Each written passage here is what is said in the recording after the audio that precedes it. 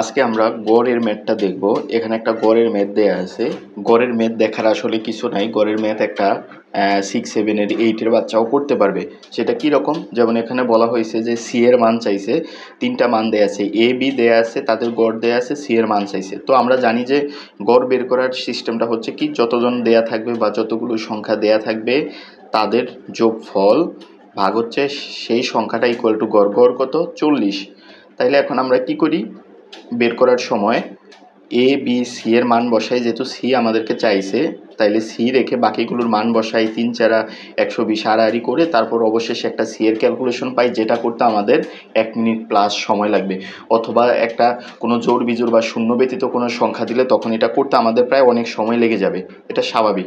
কিন্তু সেই সময়টাকেই, পারা জিনিসটাকেই আমরা একটা টেকনিকের মাধ্যমে একেবারে অল্প সময় 5 সেকেন্ডের মধ্যে আমরা অ্যান্সারটা বলে দিতে পারবো। মানে 1 মিনিটের জায়গায় সেখানে আমরা 2-4 সেকেন্ডে সেটা করে ফেলতে পারতেছি। সেটা কীরকম?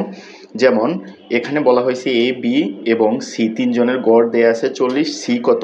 তাইলে আমি তিনজনের জন্য 3টা বক্স কল্পনা করি।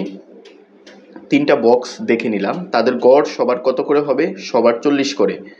এখানে সি এর জন্য যে বক্সটা আছে, এখানে সি এর পাত্রের মধ্যে বা সি এর কাছে কিছুই নেই, কিন্তু তার লাগবে কত? 40।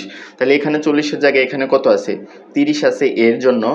তারপর বি এর জন্য কত আছে? বি এর জন্য আছে 35 এবং সি এর জন্য জানি না, কিন্তু গড় 40। তাহলে 40, তাহলে এখানে আছে 30, তার কত লাগবে? 10। তাইলে এর 10ও এখানে অ্যাড হবে। কেন অ্যাড হবে? কারণ বেশি থাকতে হবে এখানে।